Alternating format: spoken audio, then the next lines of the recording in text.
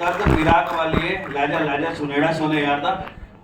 आदरणीय निदेशक महोदय, उपस्थित सभी अतिथिगण, अधिकारियों और साथियों, आप सभी को 48वें स्थापना दिवस की बहुत बहुत शुभकामनाएं। एक मैं टेक्निकल आदमी हूँ और थोड़ी सी टेक्निकल बात करना चाहूँगा। तो मेरे बीच एक हमारे साथ में एक दीपक भैया जी हैं। एक बार प्लीज मैं तवज्जो चाहूँगा दीपक भैया जी। दीपक जी एक बार प्लीज खड़े हो जाएं। आज दीपक जी मेरे पास सुबह आए थे, कुछ अपना ईमेल इनका शायद चल नहीं रहा था, तो इनके ईमेल में मुझे बहुत अपना दिखाई दिया गृह मंत्रालय। तो मैंने वो जो ईमेल था वो खोला, तो शायद श्रीमान जी ने अपनी श्रीमती जी को लिखा था जब ये वीसीआरसी में थे, तो एक पत्र था। तो बाद में पता लगा कि दीपक जी हमारे जो है टेक्निकल होने के साथ साथ बहुत महान राइटर भी हैं।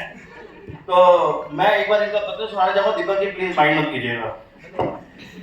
प्रिय जीवन प्रयोगशाला की एकमात्र स्थायी प्रोटोकॉल, टेक्निकल आदमी से कोरिलेट कर सकते हैं, सप्रेम नमूना प्रेषण। जब मैं माइक्रोबायोलॉजिस्ट की टोपी पहनकर अपने जीवन की पेट्री डिश देखता हूँ तो साफ दिखता है कि अगर तुम ना होती तो ये एक्सपेरिमेंट बहुत पहले ही कंटामिनेटेड घोषित होकर लैब से बाहर फेंक दिया गया होता। तुम ही हो जो हर दिन जीवन कल्चर में सही तापमान, सही मॉइस्चर और जरूरत पड़ने पर हल्की सी गांठ का ऑटोक्लेव चला देती हो। इसके लिए तुम्हें धन्यवाद। बिना किसी ग्रांट के इतना बड़ा रिसर्च प्रोजेक्ट संभालने के लिए। I can understand Deepak ji. Biochemist के रूप में ईमानदारी से मैं ये भी स्वीकार करता हूँ कि मेरे सारे रिएक्शन तुम्हारे बिना या तो बहुत स्लो होते हैं या अचानक बहुत ज्यादा एक्सप्लोसिव। तुम ही हो जो मेरे मूड का पीएच मीटर हाथ में लेके घूमती रहती हो। आज ज्यादा एसिडिक लग रहे हो, थोड़ा पानी पियो और चुप रहो। सच बताओ तो तुम्हारे साथ जीवन के रिएक्शन भले ही साधारण हो परंतु फेल नहीं होते। जबरदस्त क्रिएटिविटी। आप जरा ट्रांसफ्यूजन टेक्नोलॉजीज की भी रिपोर्ट के हवाले से दीपक जी लिखते हैं, जब जब मेरी एनर्जी लो हीमोग्लोबिन पर जाती है तुम बिना पूछे चाय, सलाह और हौसले का पूरा क्वाड्राफुल एससीजीएम पैक चढ़ा देती हो। ना कोई क्रॉस मैच, ना कोई एलर्जी, इतनी परफेक्ट कंपैटिबिलिटी की WHO भी कंफ्यूज हो जाए।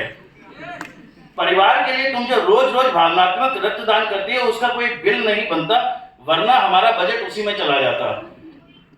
और हेमेटोलॉजिस्ट की अंतिम टिप्पणी ये है कि तुम हमारे घर की स्टेम सेल हो जो कभी माँ बन जाती है और कभी पत्नी, कभी टीचर और कभी बिना तनख्वाह के फुल टाइम मैनेजर। बच्चों के साथ भी बच्चों को हम साथ मिलकर संस्कारों और प्यार की डोज में ऐसा बड़ा कर रहे हैं जैसे बिना ओवरडोज के तुम हर समय डोज एडजस्टमेंट करती रहती हो। तुम्हारे साथ जीवन अजीब तरह से मजबूत भी है और शांत भी है। हालांकि मैं बीच बीच में शोर मचाने की पूरी कोशिश करता हूँ।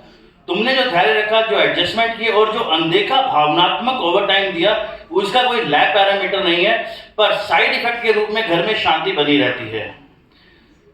तुमने इस परिवार पर बड़ा विश्वास किया। अब जब भी हालात अभी रिजल्ट पेंडिंग की स्थिति में थे, आगे किसी बड़े नोबल अवार्डिंग भविष्य का वादा नहीं करता, बस इतना तय है कि आने वाले दिन स्थिर, शांत और प्यार से भरे रहेंगे, थोड़े से हास्य और थोड़े से व्यंग के साथ। अंत में टेक्निकल निष्कर्ष यही निकलता है कि यह रिश्ता पूरी तरह एविडेंस बेस्ड है और इसका सबसे मजबूत क्वालिटी कंट्रोल और कैलिब्रेटर तुम खुद हो। तुम्हारा लॉन्ग ट्रायल में फंसा हुआ पर फिर भी पूरी तरह कंपैटिबल पति दीपक।